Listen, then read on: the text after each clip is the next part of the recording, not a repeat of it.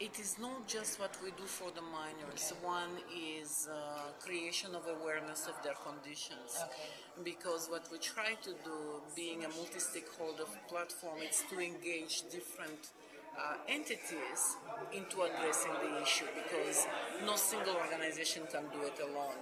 We need donor agencies, and typically donor agencies shy away from mining areas in general, and even more artisanal diamond mining, because it's so problematic. Everyone wants a success story for their dollars, for their euros, whatever that may be, and so therefore no donor agency really wants to be involved in something so messy that will take years to resolve. They want success stories to say, look at what we did, and and they are in the media, they are in the press, etc. Our job is primarily to engage all those people, international organizations that have the capacity to deal with the issues. Either it is education on HIV, either it is on construction of proper housing. So other organizations that also, because they don't know, or because it is not their focus, or because they don't get funds for it, don't go into those areas. So the biggest job is engaging people. Save the Children did the study in the area of what we call the Miba polygon in Bujimaya area of DRC, and they identified 13,000 children. But that's just one area, one province. There are 10 provinces, all of them with artisanal diamond mining in DRC, and in each province there is more than one site. Can you imagine what it means? Just that is mind-blowing. Not to forget that DRC is still in conflict, and children that are being demobilized so that they are not child soldiers, they really have nothing else to do, and they don't have often any family to go back to turn to digging.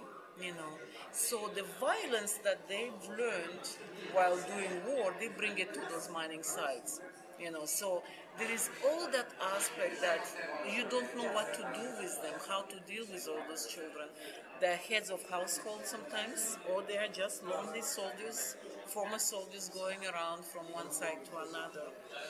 And peer pressure or peer learning, we find, is something that works well.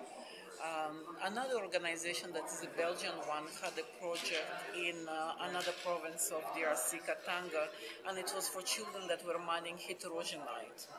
And their program was fairly successful, where they moved the children out of the mines, a number per year, into schools. We decided to take those children that were mining heterogenites and be the spokespeople of our project in diamond mining, to speak to peer children and tell them what they've been able to achieve by abandoning the mines and what the program has done for them.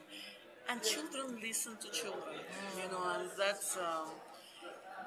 The definition of child is very difficult, because many of them do not consider themselves children anymore, and there are reasons for that. When you've lived as an adult and you fend for yourself and you have defended yourself, in every possible situation, when you are saying on the radio or in a community meeting that, this program is for children, you have to know what words you are using, because they don't see themselves as children. Adults don't see them as children.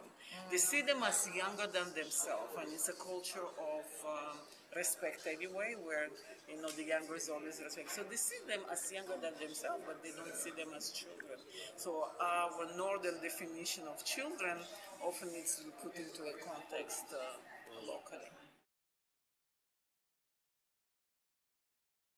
It was during my time at Partnership Africa Canada that a study was undertaken about what has changed with the Kimberley process and where the conflict diamonds had originated, what has changed. And the study, which is called Rich Man, Poor Man, demonstrated that nothing had changed for artisanal diamond miners. They were still living on $1 a day. They were still working under very hardship and dirty conditions. They were very unstable and still very vulnerable to any predator that could be around. And the reality is that the conflict prevention mechanism that the Kimberley process is can only be sustainable if the conditions of those artisanal diamond miners will change. And that is how we thought of creating a parallel organization, as you may have heard yesterday. Kimberley process says our mandate is this, is regulation of the trade, and we don't touch on other issues, right? So knowing that, reopening the books, what we call the document of the Kimberley process, would have made very strong opposition, we created a new organization which mirrors and parallels the Kimberley process and complements its conflict prevention efforts by focusing on development issues that affect the artisanal diamond miners.